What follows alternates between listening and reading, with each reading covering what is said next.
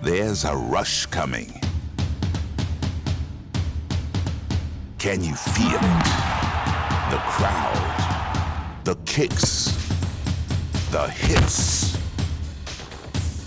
Don't hesitate. If you don't know, you better call somebody.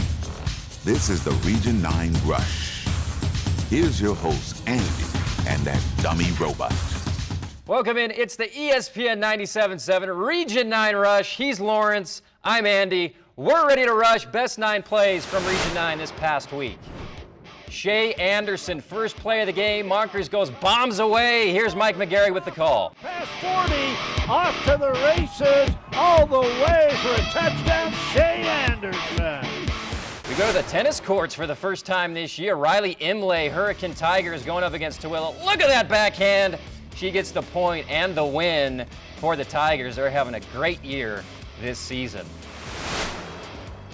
Bretton Stone, Snow Canyon, first play of the game. Here's Devin Dixon, ESPN 97.7. Much more to the 40, the 30, down the sideline. How about that first play of the game? Bretton Stone is back, folks. Touchdown Warriors. That is a 62-yard scamper. We stick with Snow Canyon, go to the volleyball court. This is Katie Langford, set and kill. She had 20 of them on the match. Snow Canyon doing awesome volleyball. Dom McKenzie, Pineview, he runs the 100-yard dash in 10.9 on the track. Let's see how he does with shoulder pads on. He's had a highlight in every episode so far this year. He goes for 95 and the score. Here's Boston Bracken with a birdie. He shot his best round of his career this past weekend. Here's another one. And kudos to whoever's filming for doing it in landscape mode. That's a first from a parent filming. Great job. Crimson Cliffs, Ryan Woolley for the win. Onions, Chris Sylvester with the call. With 11 seconds left, Woolley puts Crimson Cliffs up 3. We saw Shea Anderson earlier for the Flyers. Here's Avery Anderson.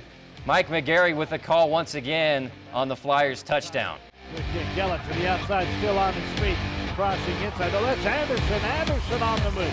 To 50, to the 40, to the 35, to the 30. He breaks the way. He's gone. Touchdown. And this is where it gets good, folks. Look at the Jazz. Crazy arms. Teammate comes in. He's going to have a bowl of cereal here. And then who's this kid in the hat? I love this kid. Number 50 with the sun hat. Here's Mr. Poppy with number 1. Hills contra Crimson Cliffs. Trueno Emma Blackburn pasa al centro a Janie Hinton. Hinton dispara desde 35 metros. Increíble. Pasa por encima de la cabeza del portero. ¡Gol! Desert Hills. Un disparo magnífico. If we missed your kid or favorite player, email us your highlights at region9rush@gmail.com. Region 9, baby! Region 9! Woo! One of the best stories in Region 9 this year is a 9th grader with a 1,000-watt smile and is a better putter than Devin Dixon. This week's Region 9 Rush one-on-one is with Boston Bracken, Crimson Cliffs freshman golfer. Take it away, Double D. Inside the Region 9 Rush, and we're going one-on-one with Crimson Cliffs golfer Boston Bracken. He doesn't even have his driver's license yet, and he's won 4 out of 6 Region 9 golf tournaments. And let's get to know Boston a little bit. Boston, when did you first start golfing? I was about age 9, and I just loved it ever since. What are some of the favorite courses that you got a chance to play so far? I love St. George golf courses, and some other ones are pretty good. Pinehurst number 2. Yeah. Best round ever. What did you shoot, and how many birdies or eagles did you have? Last week, 64 at Copper Rock.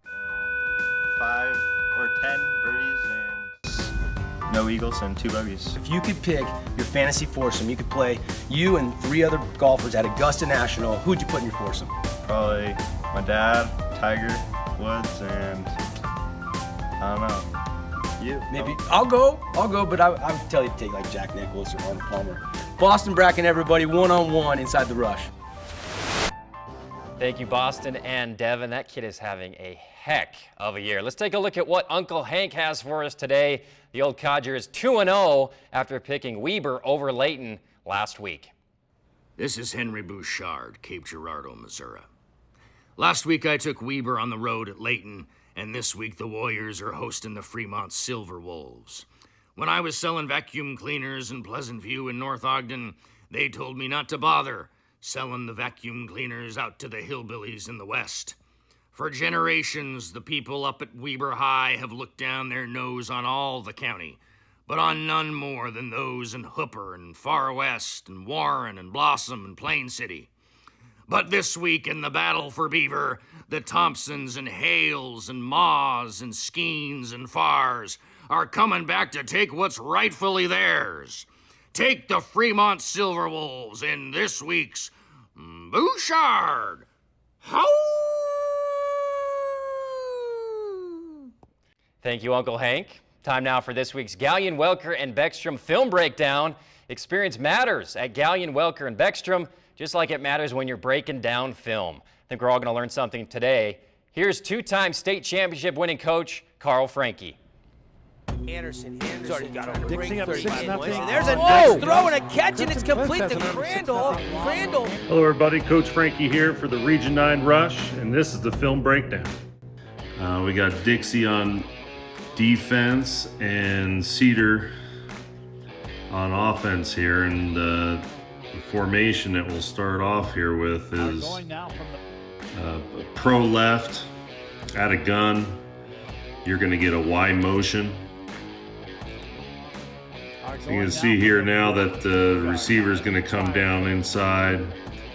He's going to crack the end man on, and then two guards pull around, picking up the first people they see. And not a bad little play here, especially with the shifting with the safety coming over with the receiver. Allows for a big hole to the outside for the running back to get out there. It would have been nice to see the guard, the backside guard. That's a long pull for him, but he's got to get out of that. The penetration from the front side here on the down block from the tackle makes that right guard have to really get around him, and it slows him up. So he doesn't really get out, and number 78 there doesn't get a chance to get out and block for his running back. And then the receiver at the top does a pretty good job here of keeping outside. If the back could have bounced out to the line, the sideline, he possibly could have gotten another 5 to 10 more yards with a burst of speed. Because he kind of bites inside and he gets reached by the top receiver. The only other things I'd see here, and it's a really good play, but the running back that gets the ball, I'd like to see his feet even with the quarterback, maybe his heels on quarterback's toes, and he'd probably be able to get flat and outside quicker instead of having to come up inside and then have to bow around all that. But again, that penetration by number 54 from Dixie causes that bubble right there, which really saves them. Otherwise, they would have had another blocker up the field. And then just the quarterback not being a spectator and using that as a zone read type play and take off the other way, just to hold that backside a little bit longer. But all in all, Cedar ran your traditional buck sweep look with a crack out of a pro set in gun. So again, this is where the wing tee world and the spread world comes together. So pretty good play. Both teams played really well that night. So good luck to them both going forward. All right, that's it for me. Thanks, Andy.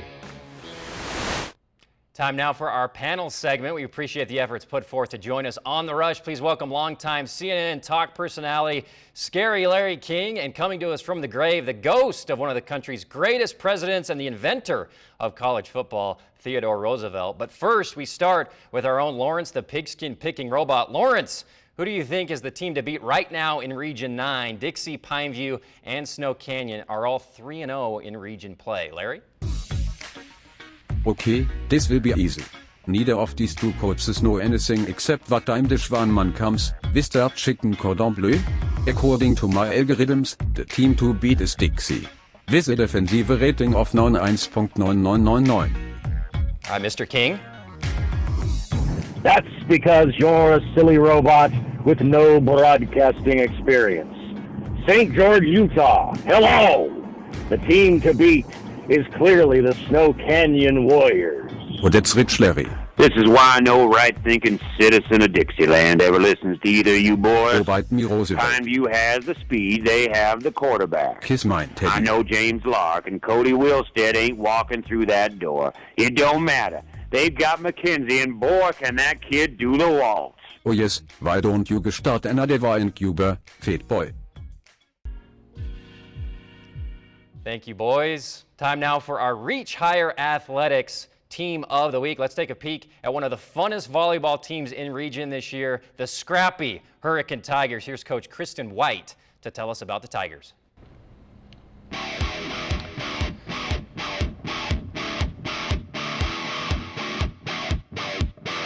So I feel so lucky to get to be a part of this Hurricane volleyball team. They are such a hard-working group of girls and so coachable. It is just fun to be in the gym with them and get to see them improve.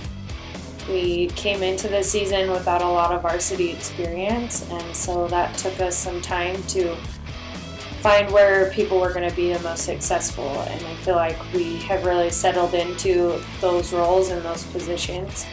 And I'm really excited to see where that can take us. We have an awesome region here, and I am really looking forward to seeing how well we can match up with the other teams in the second half of region play. Time now for my favorite part of the show, an opportunity for us to interact with some of the unwashed masses that come to the studio and watch our program. Today's guest contestant will be row 9, seat 4. Come on down. All right. Hi, what's your name? Martin. Martin, where are you from? Chicago, Illinois. All right. That's where I'm from. Hey. Love it. All right, well, welcome to The Rush. This is your first time watching The Rush in person? Yes, sir. All right, well, the contest today is you have to name a legendary Region 9 quarterback from 2004. Let's roll the clip.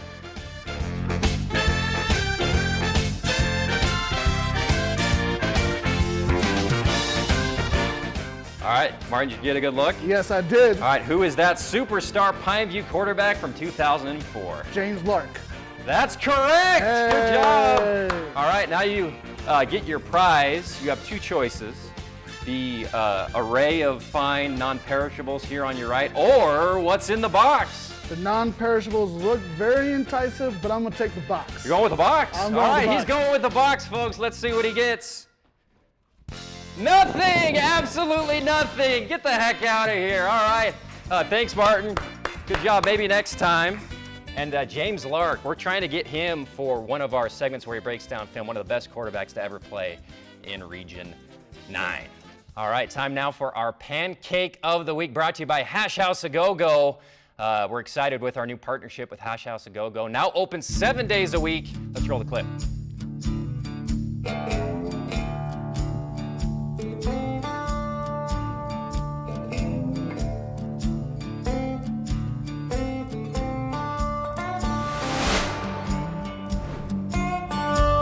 Behind, and they'll toss it to Hickman. Hickman running wide, and a flat pancake block by Bretton Stone scores Hickman. Are you kidding me? Congratulations, Bretton Stone. You get the Pancake of the Week. Congratulations.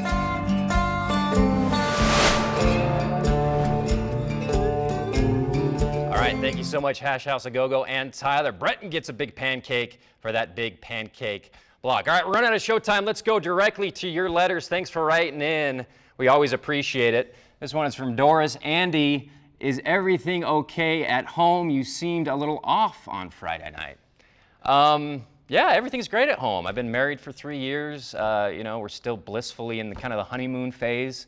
I don't know what you might be referring to, but we'll pull a clip and check it out if anything was askew. And give a little tip of the cap to Robbie Tangren, who plays both ways. He's a junior right tackle. He stayed on his block and kind of helped create a little hole for Alton to run through. Yeah, I agree. Great job by Robbie Tangren, turning his man's shoulders, creating a hole for his running back.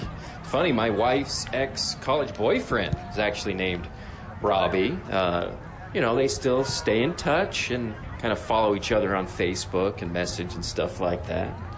It's a little weird, but yeah, that was a great block by Robbie Tangren. Fui looking to throw. Pocket stays clean. Looks left, now rolls right. Tuck slides, and he'll lose a yard. Where he starts to slide, and so he'll lose a little bit of yardage, but live to find another down. Yeah, great job by Noah there. Not going for the home run, just kind of settling. And, you know, it actually reminds me of something my wife said the other night about, you know, settling and how sometimes she learned that, you know, settling wasn't, you know, the worst thing to do in certain situations. And after we're all going to be dead, kind of just kind of pretend to be talking. Oh, what a catch! And a nice throw there, and Eric Olson brings it in. It's going to be just shy of the first. All right, thanks everybody. It's been a great show. Special thanks to Brian on audio, Claire on camera, and Jessica on playback. Great job, our executive producer, Ginger Martin on security, and the Streaker. We'll see you next week on The Rush.